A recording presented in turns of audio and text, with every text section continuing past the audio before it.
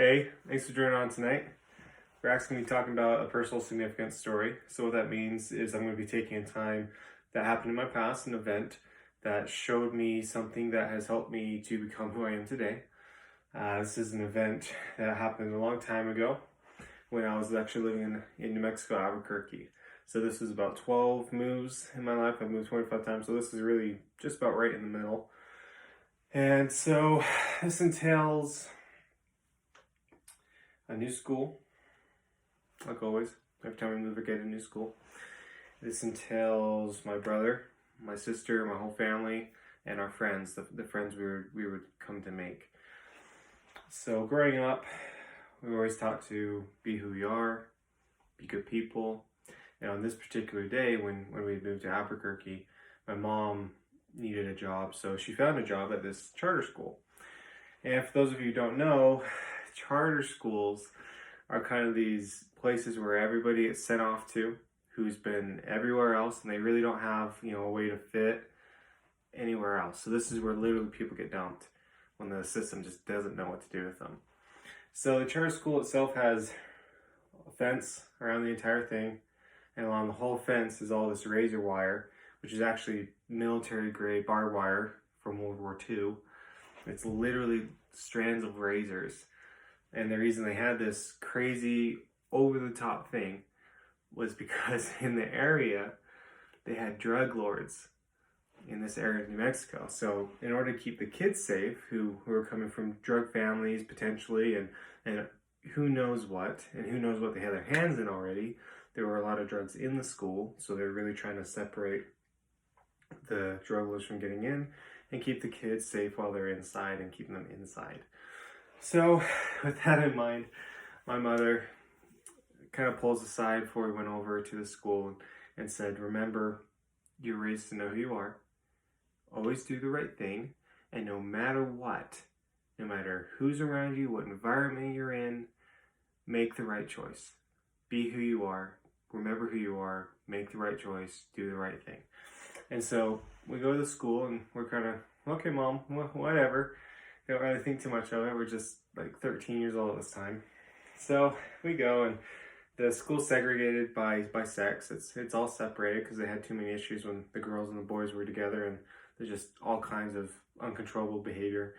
So the principal takes us and she drops my sister off at her class, and me and my triplet brother leave our triplet sister and go to the next class, literally side by side, but just brick wall in the middle, different classes. And so the principal takes us in and calls attendance to the whole class, and everyone's kind of, all excited, new people, new school semester, and everything's going crazy, going great. And I'm like, oh, these guys seem pretty normal, just like any other class I've ever seen. And so I'm like, it's not bad. Not bad at all. My brother says, hello, I'm Sam Brill, meaning we're new. And my teacher says, hello, Sam. Hello, who are you? He points to me, and I kind of wave like, what's up, guys? I'm Joe. Nice to be here. Let's just have some fun and crap.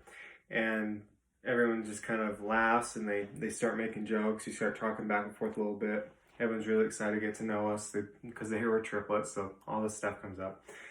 And people laughing and talking to us, and just this terrible thing happens. This great new school just comes crashing down in my eyesight at that time, because there was a kid in the front right that had made a joke to, throw in with the crowd, which everyone was, throwing stuff in. And then all of a sudden the entire room shifted. The whole mood shifted to attacking this one student. And his name was Jeremy, as I come to find out. Skinny, shy, timid, just not someone you'd see poking his head out in a crowd. So I could see, and I felt that he really took a risk in doing that, and now he's just being blasted and bullied, and it's terrible. So I said, you know what? My mom said to do the right thing. This isn't exactly a good environment. I'm just gonna, despite it all, I might get picked on. I don't care. So I actually chose my seat right next to Jeremy. And that actually started a fantastic friendship, because Jeremy was just what I thought it was. He was super shy. He was very timid. He had been severely bullied at that school constantly.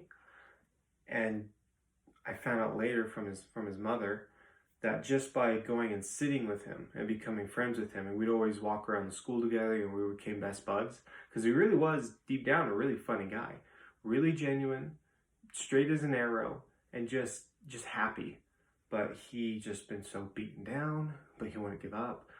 And so during one of these walks, he made a friend through me, Esteban, who was a big, really big guy, but just a complete goose. So we all liked hanging out. So he was like, hey, I'm going to go talk to Esteban real quick. So he ran ahead.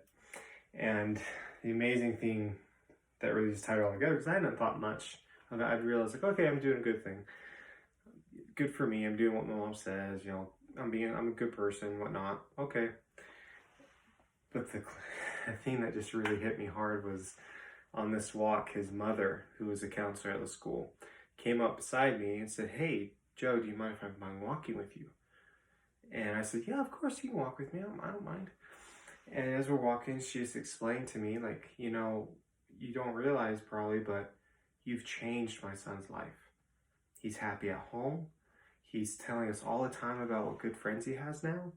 Nobody's hitting him. He's not being beaten. He's not being abused. He's not being bullied. He's just himself, and he's happy. And I was taken back. I was like, oh, I'm just a friend and whatnot. But I didn't realize what an impact that would have on someone's life and on Esteban's life, because Esteban needed friends as well, and he also got confidence from our friendship. And so all of that just started with me choosing to sit by Jeremy. I'm shy, so that was kind of my moment of bravery where I was like, I'm just going to do it. Had I not done that, who knows, maybe I would have never made friends with him. Maybe he would have just like stayed away because he was bullied. I would have seen more of the bullying and be like, I don't want any part of that. But because I chose to do the right thing, like my mom had told me to, and gone in there, I changed his life. He changed my life. We were able to impact Esteban's life. And I mean, just one simple good act and being a good person, just domino effect.